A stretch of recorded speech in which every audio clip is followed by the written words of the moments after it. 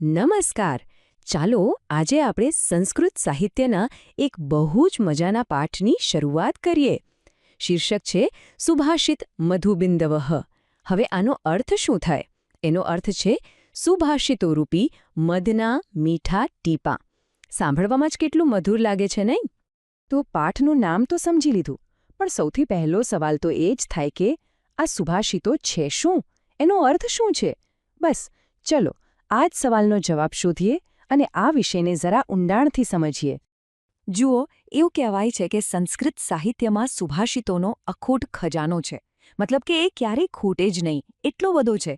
અને આ વાત છે ને એ સુભાષિતોનું મહત્વ બરોબર સમજાવી દે છે.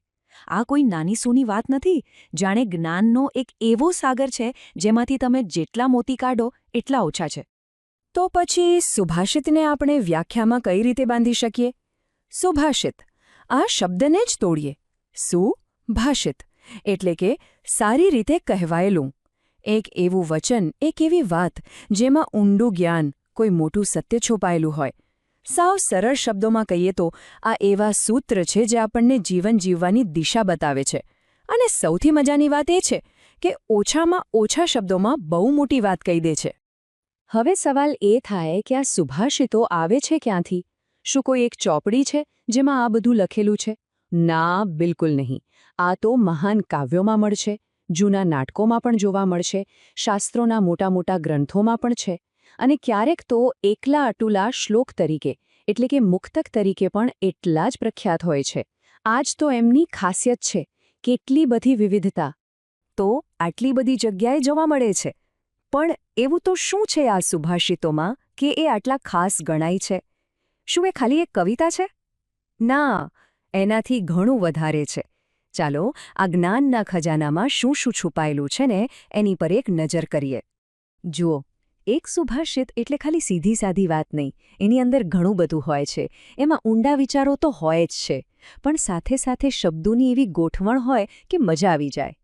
જાત જાતના અલંકારોનો ઉપયોગ હોય, અર્થમાં એકદમ ગંભીરતા હોય. અને ક્યારેક તો એવું પણ બને કે એમાં કોઈ કોયડો છુપાયેલો હોય જેને ઉકેલવાની મજા આવે. આ બધી વસ્તુઓ ભેગી થાય ત્યારે એક સુભાષિત બને છે. એટલે જ એ આટલા અદ્ભુત છે. તો ચાલો હવે સીધા આપણા પાઠ પર આવીએ. જોઈએ કે આ પ્રકરણમાં આપણને કયા મધના ટીપા ચાખવા મળશે. અહીંયા જુદા જુદા ગ્રંથોમાંથી કુલ 6 સુભાષિતો લેવામાં આવ્યા છે. હા, બરાબર, કુલ 6. અને આ 6 સુભાષિતો એકબીજાથી સાવ અલગ છે. કોઈ સામાન્ય સંગ્રહ નથી આ. દરેકનો છંદ અલગ, દરેકનો વિષય અલગ, એટલે કે આપણને જ્ઞાનના અલગ અલગ પાસા જાણવા મળશે. અને હા, ચોક્કસપણે વિચારતા કરી દેશે. તો ચાલો એક નાનકડી ઝલક લઈ લઈએ કે આ 6 શ્લોકોમાં શું શું છે. પહેલા શ્લોકમાં આપણને મળશે જીવનનું એક એવું સત્ય જે ક્યારેય નથી બદલાતું. બીજામાં વાત થશે સારી રીતે બોલવાની કળાની, કે અસરકારક રીતે કેવી રીતે બોલાય. ત્રીજો શ્લોક 3 ખાસ વસ્તુઓ અને એમની ખાસિયતો વિશે જણાવશે. ચોથા શ્લોકમાં એક સારો માણસ કેવો હોય, એના લક્ષણો શું હોય એનું વર્ણન છે. પાંચમો તો એકદમ મજેદાર છે.